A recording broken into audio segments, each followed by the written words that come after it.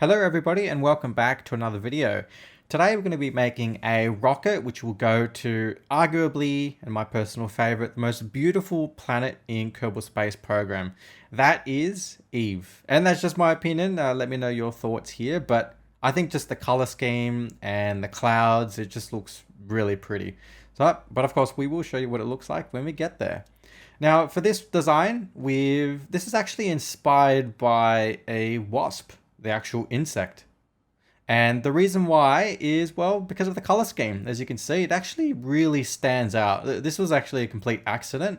Initially, the lander that I created at the very top had a bit of a wasp kind of shape. And so that's why it reminded me of a wasp. And hence, that's why we've got this color scheme. It looked quite nice in my opinion. So I think we'll be using kind of like similar ideas. I guess a zebra kind of color scheme may look okay, but we'll see. We'll have to play around with the colors. But anyway, here is the actual launch. I did do quite a few launches because the rocket kept on just turning into dust and powder, so it just kept breaking. And this actual design was originally intended to have, I guess, a Kerbal return vehicle for the top.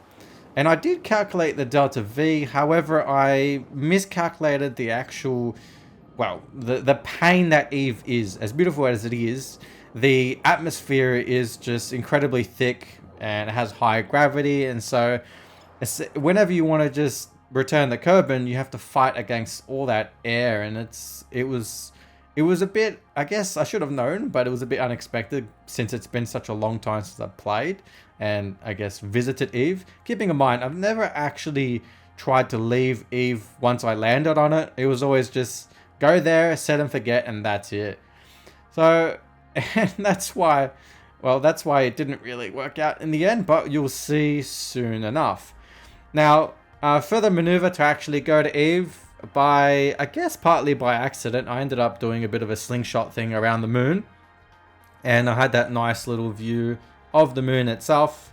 And then here I am just changing the actual angle. So I set the target, I set Eve as a target, and then it told me the exact angle that we need to adjust. And so I did that. And then we got an intercept. Now at the moment, re-entry heat is not in game, so I wouldn't explode into 1,000 pieces without a heat shield, at least for now. That's probably going to change in the next update or two at the latest, I believe. But just look at Eve. Look how nice it looks. Honestly, this is, yeah, I think it's the most beautiful planet. Let me know your thoughts about what you like or which moon you think is the best. I suppose Lathe could be considered nice as well. I like Elu. It's kind of like a Christmassy kind of theme, right? But anyway, this is my favorite by far. I still need to check the other planets out, so who knows, maybe my mind will change. But here we are, literally going 4,000 meters per second, straight down pretty much. So probably not the right way to go about this kind of maneuver. Should have probably hit the atmosphere slowly and kind of descended at an angle rather than kind of going almost straight down. Because as you can expect, the G-force is steadily increasing. So you keep an eye on the G-force there. The Kerbal's going to start vomiting. Enjoy, Jeb. It's a lot of vomit. And well, at this point, you'll notice that we actually had quite a bit of fuel left over for the lander. Do keep in mind, I did originally design this to be a Kerbal return vehicle, but you know, that's why cheats are pretty important, because if I was able to teleport to Eve, I would have been able to test and actually see, hey, is this actually going to work in the long run? Instead of having to spend, you know, half an hour or whatever to actually get to Eve, because that, you know, takes time. But, well, anyway, I've learned my lesson here. I'm going to have to change this. And I will come back to this eventually when the re-entry heat is reintroduced. So we'll have to see if this wasp kind of design works out in the end. But yeah, I am happy with the color scheme. There was an issue with the parachutes initially. I think maybe I don't think I forgot to adjust it. Maybe they kind of reset. But I did configure the parachutes to deploy at a certain part and I didn't see them to deploy. And I couldn't actually control the vehicle when I was kind of, at this point, I couldn't really control it. And of course I decided to, just get rid of that stage. And that was literally almost a full fuel tank worth of fuel. The only problem was that fuel tank had a lot of fuel, which, well, with the rocket engine, it's most efficient in space. In atmosphere, it's virtually useless, so I just got rid of it. And I've extended the landing gears here just to slow down our speed a bit. And you see here, parachutes, I think I destroyed them actually. Yeah, no, they're pretty much gone. I just couldn't do anything. At least they look like they were gone. And well, the first visit to Eve was a crash landing. But at least we got there. I mean, that's a point. Give me a few points for that one. Beautiful crash landing. And well, but don't worry. I did save the game, and there are autosaves, thankfully. So I've kind of reverted a little bit, and we'll give that another go. But it's really kind of scary. And look at that. Look at the lander. We were going so fast that the G-force had somehow, I don't know, I guess a coupler there kind of gets real spaced out. It's very, very strange. I have kind of seen that thing before, but it's a bit weird just looking at it. It seemed to kind of revert, but it does look like there's a bit of a gap there. And I made the ultimate mistake there. I don't know why, but I pressed spacebar and the parachutes pretty much just got chopped off there, so they're gone. But I think we'll be fine because, you know, the atmosphere is so thick here that we would probably slow down to about 100 meters per second or so. And with the fuel here, we can just slow down our speed. So here we go, steadily going closer and closer. Jeb is super happy, legend himself. You know, I didn't notice it at first, but Jeb has a bit of the original Kerbal design, whereas the other Kerbals are a bit more modernized, you could say.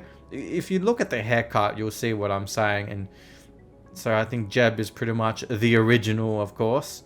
So it's nice that they actually did that. And another crash landing.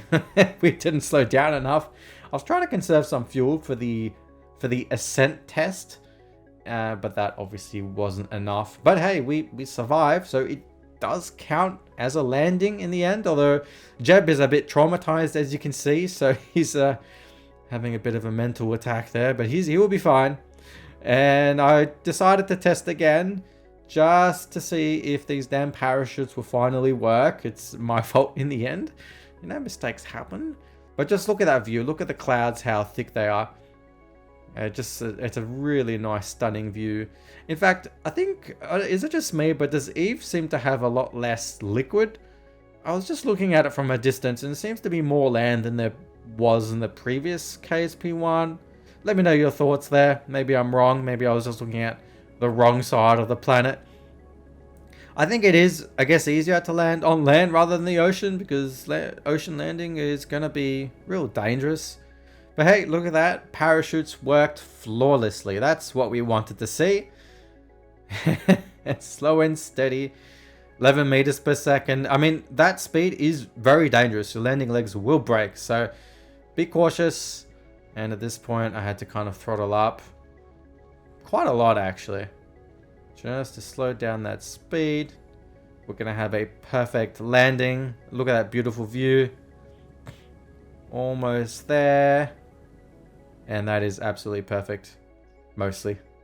I did get a bit frightened though with the sounds there with the parachutes kind of disappearing. A little bit scary sounds actually, especially with all of them disappearing like that at the same time. But hey, a successful landing. And there was something we missed. As you can see, the ladders. I was checking it and I swear I had another ladder, but maybe it was another design, but I don't have. There's like a ladder missing in the middle, so I couldn't actually get Jeb out for a nice walk. So that was pretty much finished. And at this point, we're just doing the ascent test. And it's, as you can tell with the music, it's kind of funny. Well, sort of. And a little bit sad, actually.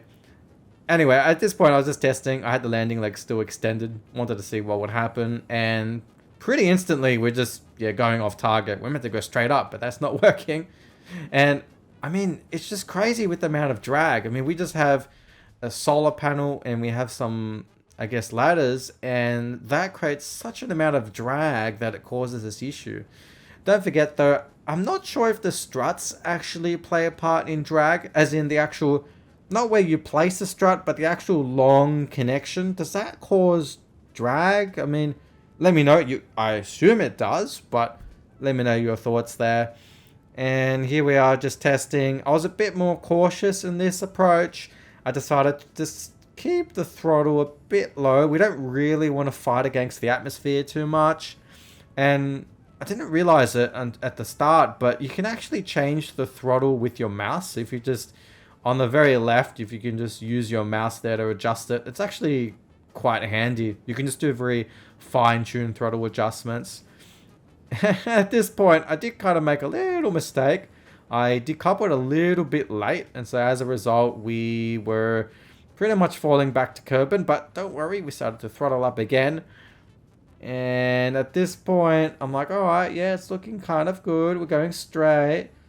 But it's starting to tilt ever so slightly. I mean, every single time. I mean, well, I think for this design, I'm probably going to get rid of those damn parachutes from coming back with us, because I don't think we need those things. Except for just on the actual capsule itself, we do have a parachute there, so we'll definitely keep that. But all the other parachutes, the landing legs, all that stuff, the ladders, in the future, we're going to have to make something to just decouple those and just get rid of that extra drag, because it's completely unnecessary. So anyway, thank you for watching. Thank you. See you next time.